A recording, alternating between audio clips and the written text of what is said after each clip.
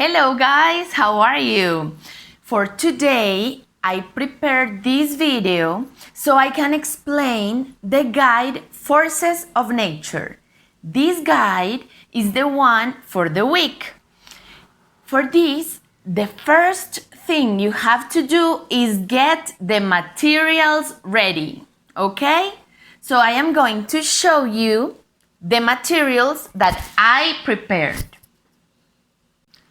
We need a toy car. I don't have one, but I have these. It rolls, so it's okay. So you can use a skateboard, a toy car, anything you have. Also, you will need masking tape or maybe some papers, little piece of papers to mark where you are going to start moving the car, okay? I'm going to show you in a moment. We need also measuring tape. You remember this? You use it in the school, okay? If you don't have it, you can also use a ruler, okay? You need a little bit of oil, only a little bit. It can be any oil you have. This oil, olive oil, any oil you have, okay?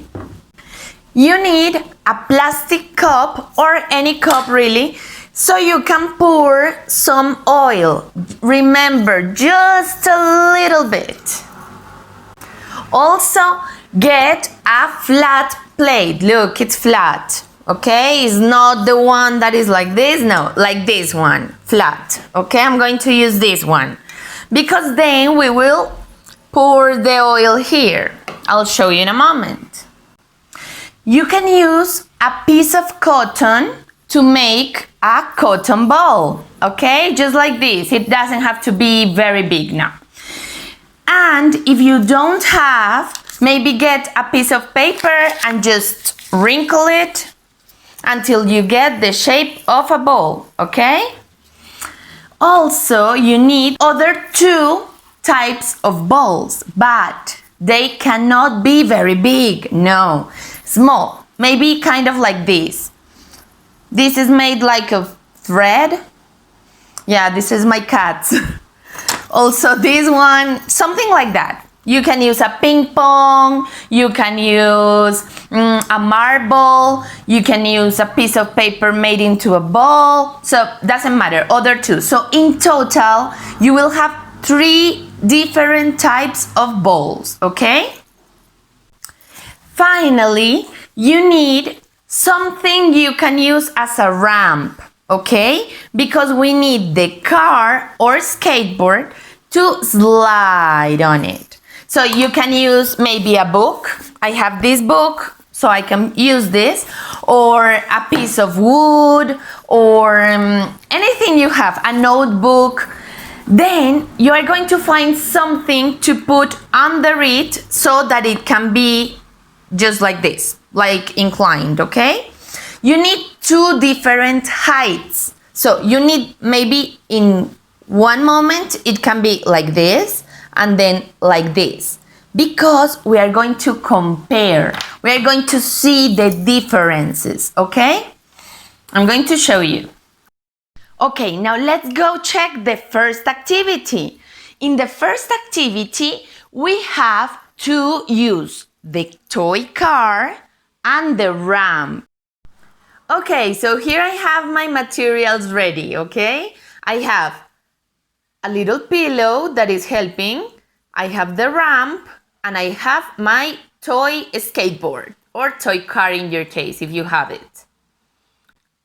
First, you are going to compare, see what happens when I don't use a ramp, okay? On a flat surface. And you have to throw your car or your skateboard. Measure the advance. How much did it advance? And write it in the chart. Then, what happens if I throw it using the ramp, okay?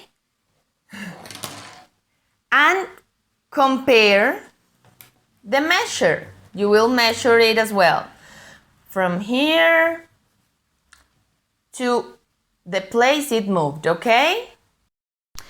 In the chart, as you can see, we have to put the distance. So it moved, you write in centimeters how much it moved. Then you have to put the speed. But you can use like slower, faster. So was it moving slowly or fast? And compare what happened when you used the ramp and when you used no ramp, okay? In the second part of the activity, you have to compare when you use the ramp in this inclination and then on a higher one. For example, I'm gonna show you. What happens to the car when the ramp is like this and when I add something else so it is higher, okay? So make that comparison when it is a little bit like this and then it goes a little bit more like that. For activity number 2, you will have to compare what happens to the car if I slide it on a surface like a tile. Look, these are tiles. And in a different surface like the pavement, like this one. Then you will have to slide it and measure the advance. Then write all the data and make your comparisons and observations on the chart, okay? For the next exercise, look, here are the instructions. We are going to do 2 types of things. We are going to use the 3 different balls. Okay, this one is attached. Okay, the 3 ones. Okay, so first we are going to see what happens when we blow them, okay? So here I have my 3 balls. I'm going to start by trying and see what happens with the cotton ball first. Okay, now I measure the distance and put it in the chart. Then I repeat the procedure with this one and this one, okay? Blow them and measure. After I do that, I will now use my hand and throw each one like this. I throw it. And when they stop, I will again use the tape to measure how much it advanced, okay? And put it in the chart. Now, with all the data, you fill the chart. After, there are these questions where you have to say, what happens when you blow the balls? What happens when you blow them? What is it? Put it here. And then, what happens when you throw them with your hand, okay? Then, which ball rolled farthest? Remember, far, near. So farthest is which one rolled more, okay? And then, which ball rolled fastest? Okay, so farthest is distance, the one that moved more. And fastest is which one was faster, when you blew or when you threw them, which one was like very, very fast, okay? Now, for the standard number 2, the first activity is the one where you are going to use the oil, okay? So I'm going to show you how to do it. So we take the oil and we put a little bit of it in the cup. Okay, very good, just like that. Then we take the flat dish and we put it like that, inclined, okay? I'm using now a plastic bowl to do it, so I don't make a mess, okay? Then we start pouring a little bit of oil, and let's see how it goes. Okay, very good, like that. You are going to see what is happening to the oil. Why is it going down? What force is acting? What is happening there? Okay, answer the question. Then, what happens if I do the following? So we have the plate like this. What happens if you turn it like that? Very good.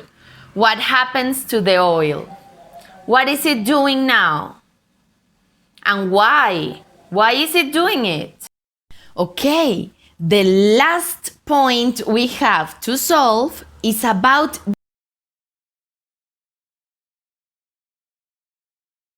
this beautiful bird. It is called the Tasmanian silvery. These birds travel lots and lots of kilometers every year for their migration. They move from one country to another to look for food and other things. They do that every year. To migrate, they use the electromagnetic field that the Earth has. This is what helps them locate where they are. They know because of that, okay? In the question we have, identify what would happen to the bird if the Earth's magnetic field didn't exist anymore. It ceases to exist. So if it doesn't exist and they locate the route of the migration, what would happen to them? What happens? Write it in the answer, okay? You have this video that will help you get like the idea if you don't understand very well, okay? Watch the video, remember. Okay, guys, this was the explanation of the guide. I really hope you understood. If you have any question, please ask me. Remember, we have time until the next week to finish this activity, okay? So I think tops for like the latest, you have to give it over to me by April 30th, okay? See you guys. Mwah. Keep taking care of yourselves.